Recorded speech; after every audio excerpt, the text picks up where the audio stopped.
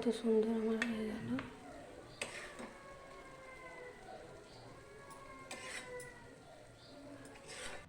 আসসালামু আলাইকুম।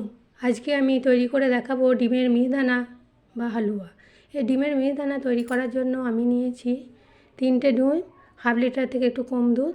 Half litre দুধ হলে 4টে ডিম লাগে, সেই জন্য আমি 3টে ডিম নিয়েছি।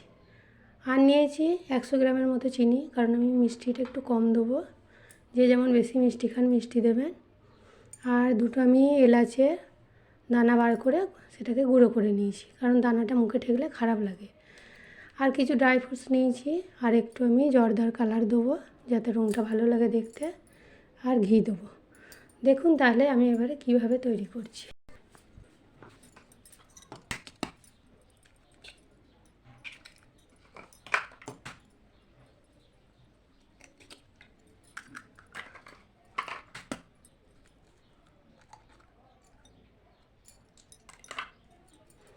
চিনি দিয়ে আমি এবারে ডিমটাকে তেল করে নেব।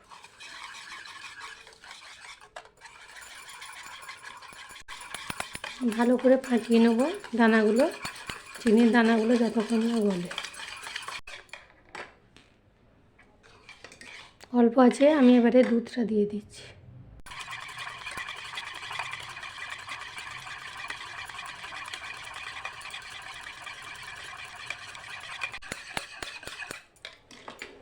আমি এবারে জর্দার কালারটা দিচ্ছি।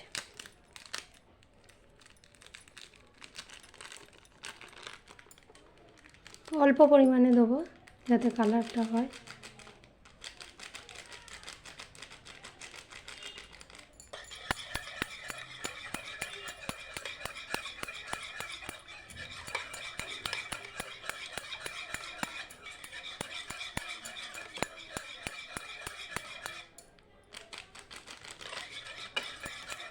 সুন্দর কালার এসে গেছে।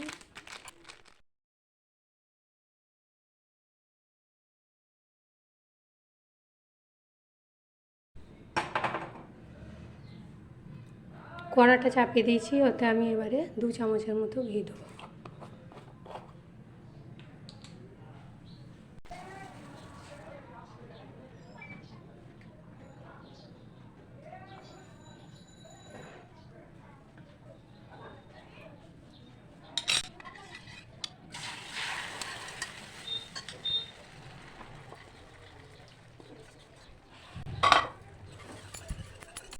আমি এটা করেই নাড়বো যাতে জমাটটা বেশি না বেঁধে যায়।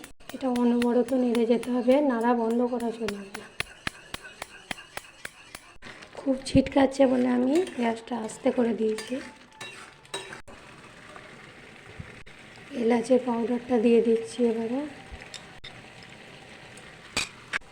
দেখুন আমার বেশ জমাট বেশে দানা দানা হয়ে গেছে, মিহিদানার মতো দেখতে পাচ্ছেন। আমার সম্পূর্ণরূপে হয়ে গেছে। এবার আমি ড্রাই ফ্রুটগুলো দিয়ে দিচ্ছি, দিয়ে গ্যাসটা বন্ধ করে দেবো।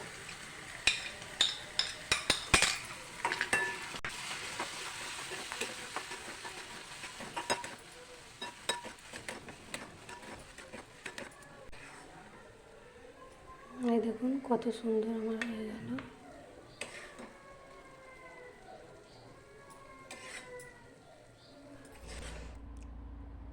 দেখুন সম্পূর্ণরূপে আমার ডিমের মিহিদানা তৈরি হয়ে গেছে।